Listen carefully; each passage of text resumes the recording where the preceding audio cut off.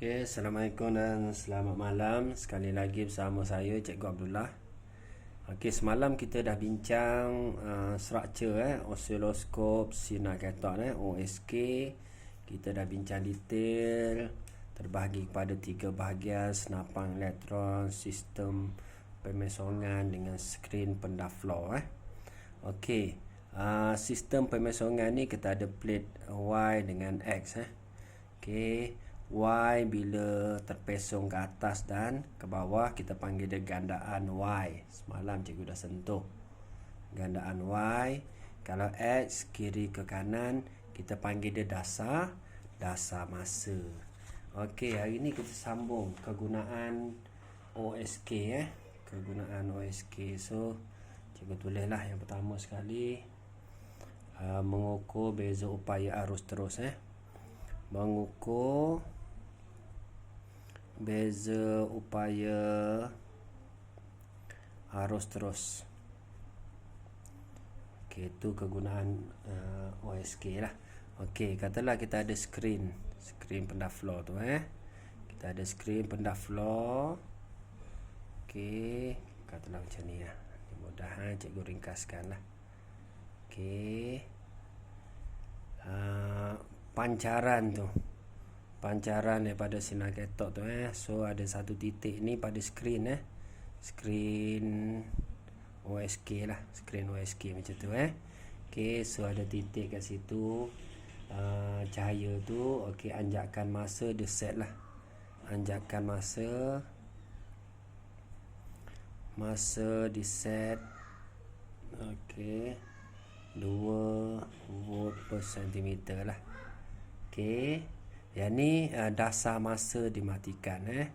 Dasar masa dimatikan. So dasar masa ni gerakkan kiri ke kanan kan tadi kan cikgu cerita. So bila kita matikan, okey, macam mana kita nak dapat beza upaya? So beza upaya V dia gandaan Y, okey, darab dengan sesaran tegak okey, tumpuk pada kedudukan sifar, sifar. Okey, kita tengok gandaan Y tu. So gandaan Y dekat sini kita kira lah 1, 2, 3. So kita nak cari beza upaya dia 3 cm darab dengan 2 volt per cm. So kita akan dapat 6 volt. Okey, mudah mengukur beza upaya arus terus. Okey, kalau kita yang ni kita dasar masa dimatikan. Kalau dasar masa dihidupkan, so skrin dia macam ni lah. Skrin dia macam ni okey, katalah macam ni. Okey, cikgu ringkaskan. So katalah tengah macam ni Bila kita tak matikan dia, so dia akan ada bacaan macam ni, panjang macam ni. Okey, ni masa dasar masa dihidupkan lah. So yang ni kalau belah atas dia kira pada center belah atas okey, kalau belah bawah sebaliknya lah. Ni untuk arus terus untuk arus terus. So kalau cikgu ringkaskan dia, okey, so dekat bawah macam tu lah. Ni dasar masa dihidupkan untuk arus terus. Okey, kalau untuk arus ulang alik, dia sama juga skrin dia. Okey, cikgu ringkaskan sikit. Katalah skrin macam ni okey, ni skrin pendah floor tu lah. Okey, bila arus ulang alik, so kita akan nampak pergerakan dia lah. So macam ni okey, macam tu. Ni untuk arus ulang alik.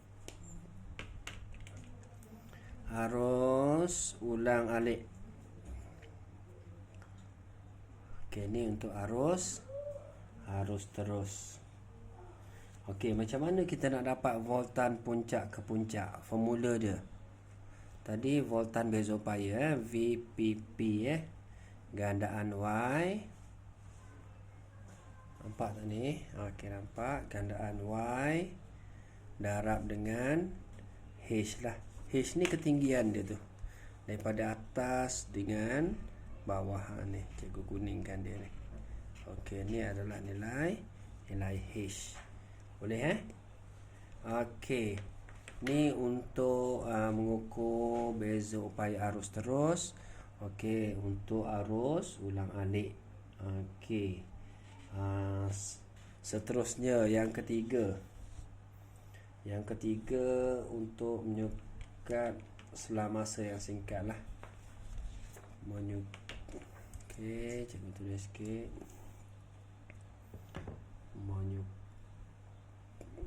Yang ketiga menyukat selama masa yang singkat. Okey, untuk arus ulang-alik. Okey, maksudnya bila ada dua tepukan lah. So katalah kita ada skrin skrin biasalah. Skrin. So okey, bacaan skrin tu macam ni Bila lepas satu tepukan dia macam tu. So lepas lagi satu tepukan dia macam ni. Okey. Jadi kita nak cari T dia lah. Okey, ni dekat sini adalah D dia lah. D jarak dia. So macam mana kita nak cari? Nak cari nilai T. T sama dengan jarak D darab dasar masa lah. Dasar masa. Okey, so kita ukur dia. Berapa panjang dia. Katalah 5 cm. 5 cm darab dengan 0.05 Okey, ni biasa ni. Okey, jadi kegunaan yang pertama mengukur beza upaya arus terus yang bila dasar masa dimatikan.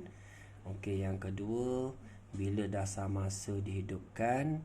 Okey, lepas tu kita tengok arus ulang-alik. So bila arus ulang-alik dia akan ada sinusoidalnya. Nampak ni. Ni kita panggil dia sinusoidal. Okey Okey, 3 kegunaan dia lah.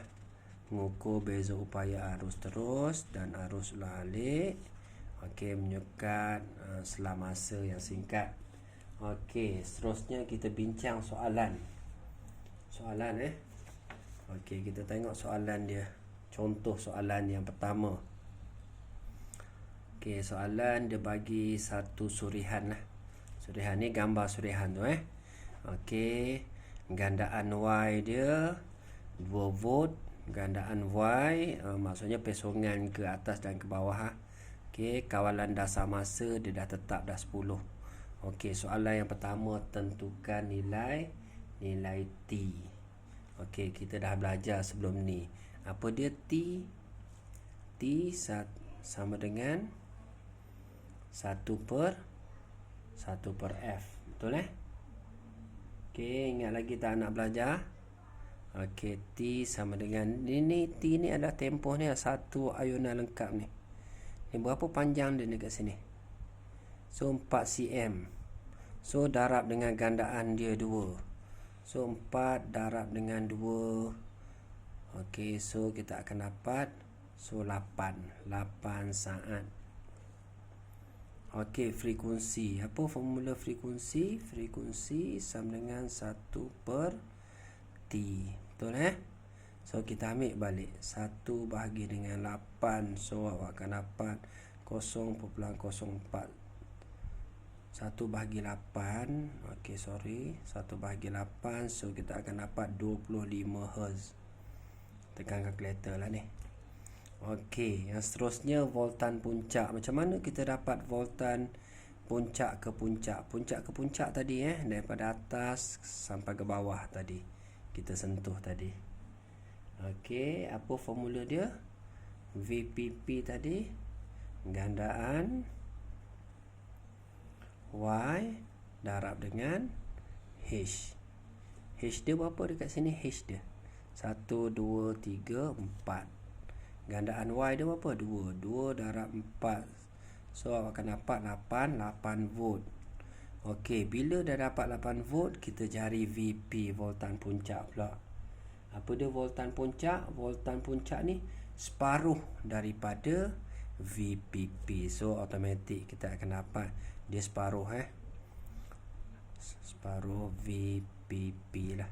1/2 8. So awak akan dapat 4 volt Okey, voltan punca minimum kuasa 2 singkatan VPMKD.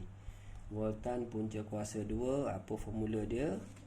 Okey, tadi kita dah bincang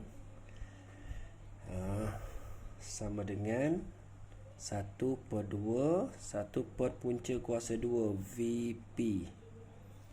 Okey, VP tadi kita dapat berapa? VP tadi kita dapat 4. So awak akan dapat 2.833 volt. Okey, boleh Ni soalan yang pertama yang kita bincangkan. Okey, ada apa-apa soalan boleh terus tanya cikgu. Okey, terima kasih.